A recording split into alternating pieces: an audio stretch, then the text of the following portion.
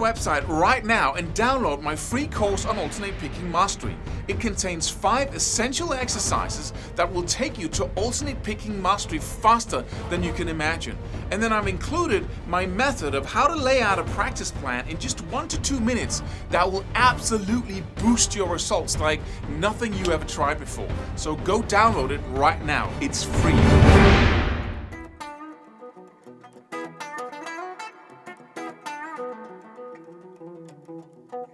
Hey, I just read I got a newsletter here, and that was so inspiring to read because it's just, an example of the same mistake we make over and over and over again in our culture when we're trying to learn to master this instrument.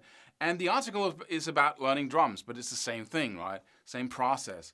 The headline is "Make More Mistakes," and I really, at the same time, he's totally right when he writes this, but from a different perspective, he's totally wrong. Right? It says make more mistakes. Mistakes are a fundamental part of the learning process. Without mistakes, there's no fine-tuning. You can't expect to be magically blessed by the ability to do everything right flawlessly from the beginning, stuff like that. And of course, that is correct sometimes, right? And that's what we always see. We give each other good advice, and then we forget to say sometimes, right? We say, be brave sometimes. At other points in time, you just want to run, right? You don't want to fight the lion and be brave. You want to run as fast as you can, right? So it's only sometimes. And in this case here, when we're talking about making mistakes, it's something that's very, very important to understand, is that there are 2 ways of practicing, basically.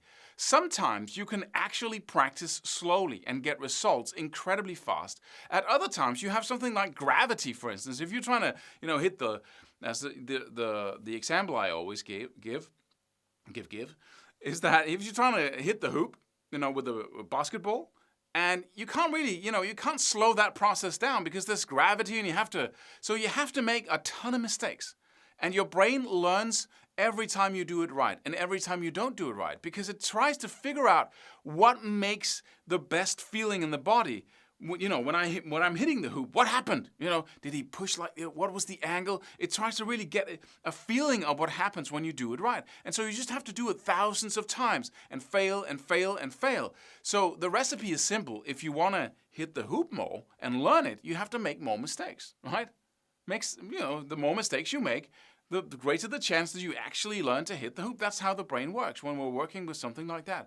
When we apply the same strategies to learning picking or strumming or anything else on this instrument, we fail greatly. This is one of the main reasons why people never move beyond intermediate, why they can't seem to get their brain cells together into breaking out and really making progress, is because we think that, okay, I'm practicing like basketball.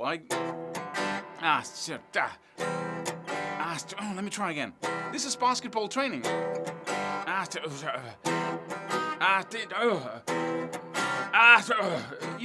What are you doing there? You're repeating over and over again a bunch of mistakes. So what do you think you become very good at? Making mistakes, right?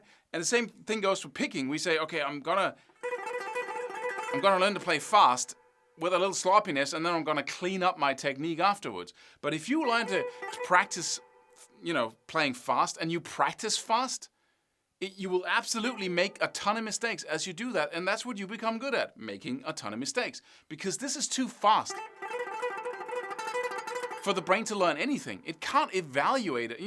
When you take a ball, sweaty here in the studio, summertime, when you take a ball and you throw it against the hoop or towards the hoop, and you actually hit it, you get a whole, several seconds of, okay, that was the experience. I hit it or I didn't hit it. And the brain is evaluating and trying to learn from that experience. What did I do right? What happened in the body when I hit it, right?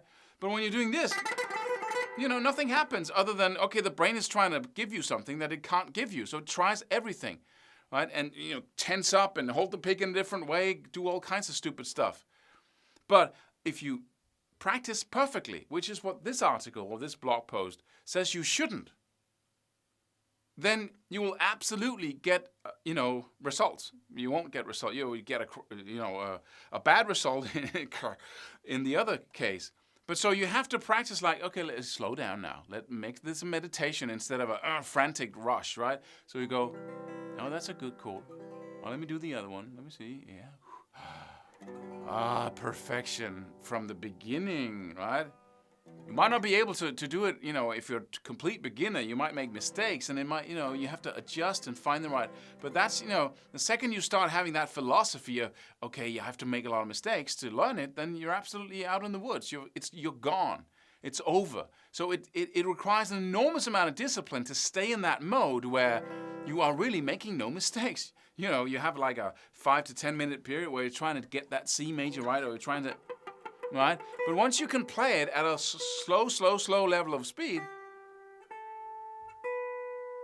you just practice perfectly. And I promise you, this will absolutely result in wow, that wasn't... It result in the most amazing relaxed technique that you could hope for, because you teach the brain something actually, instead of pushing and trying to learn guitar like you would learn basketball. It doesn't happen that way. So, of course, you know that already. But we have to remind ourselves of simple stuff in order for us to do it, because the brain keeps doing the wrong stuff, because it's a caveman brain not designed to learn something as delicate as guitar playing.